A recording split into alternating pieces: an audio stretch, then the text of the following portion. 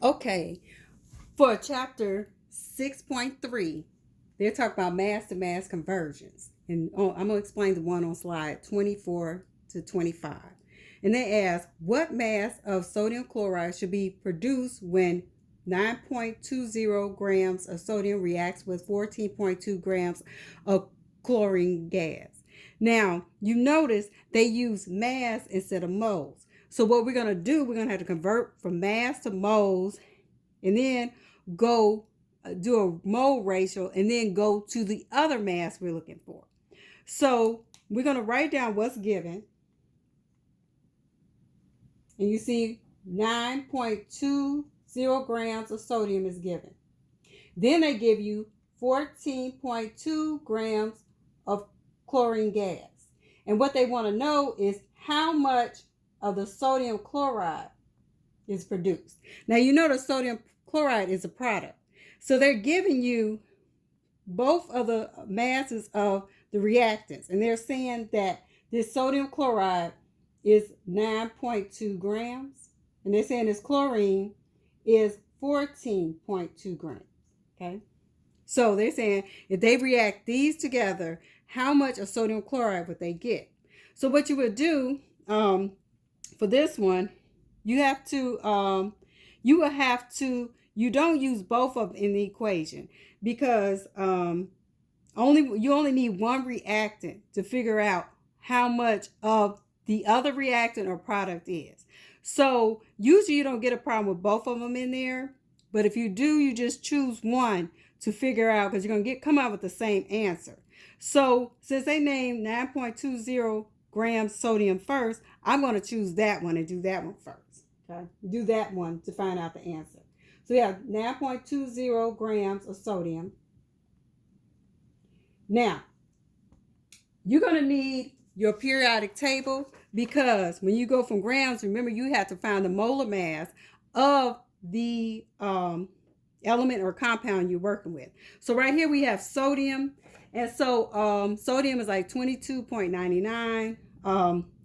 That's what they use on the slide. Some people use 23.0, but your number is going to be so close. It's just like 0.1 off or whatever. So numbers will be so close that, it's okay. So right here they use 22.9 grams of the sodium. Okay. So that's the molar mass that they found on the periodic table. Then from there, 1 mole of sodium equals the molar mass. So you put that right there. Now, so far you have the grams crossed out and you stuck with the moles of sodium, but you want to get to sodium chloride. So to get to sodium chloride, you're going to have to use a mole ratio that we used before.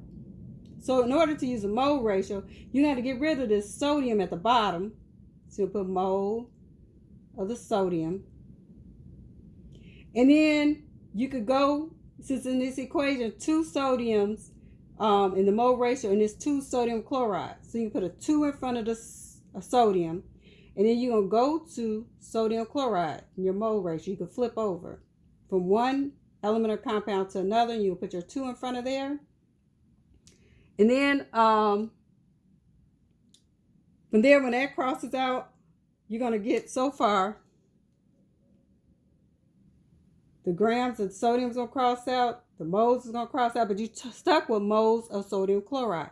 They're not asking you for the moles of sodium chloride, so you're going to have to convert that to grams. So to do so, you would have to put your mole of sodium chloride down here. And then you're going to have to use your periodic table to find the molar mass of the sodium chloride. So 1 mole of the sodium chloride, and when you look on here, they find sodium is 22.99 grams, and the chloride is 35.45. So when you add those together,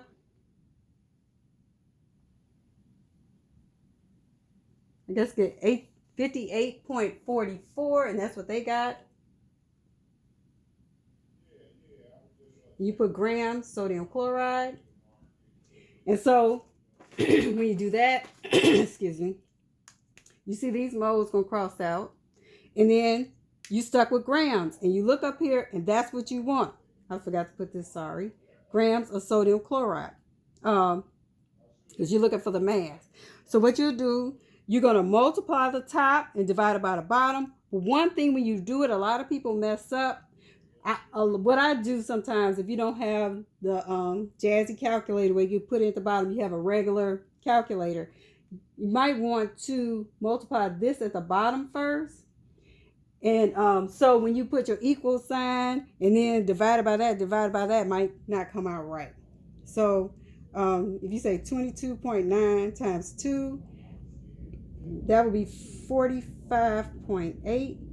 And then just multiply the top, which you have 9.20 times 2 times 58.44. Okay. And then divide that by 45.8. And you should get what they got on the slide, which I got 23.40, like 48 grams of sodium chloride. So, and that's about how much they got, because on theirs they got 23.4 grams of sodium chloride. So, this is your answer. That's what they're looking for. So, you see, you did not have to use the chlorine at all. You could use either one. You could choose whatever one that's easiest. And, since they had 2 chlorines, that was easier to use the sodium. But on the slide, they show you that how if you use the chlorine, if you chose to use that, you would get the same answer. Like, say, for instance, they told you it's 14.2 grams of the chlorine. You see on your slide, I'm not going to do it because then you might get confused and think you have to do both of them, but you only have to do one to figure out how many the grams are. But you can check yourselves by doing it like it is on the slide. Now, one thing that they talk about is the law of conservation of mass. Remember we said in the law of conservation of mass that the reactants equal the products. Okay, so reactants always equal the products in a closed system. Because remember we did the lab, it can be off because we didn't do it in a closed system, but it has to be in a closed system. But what they gave you is the value of both of the reactants. And so what they told you that the sodium was 9.20 grams and the chlorine was 14.2 grams.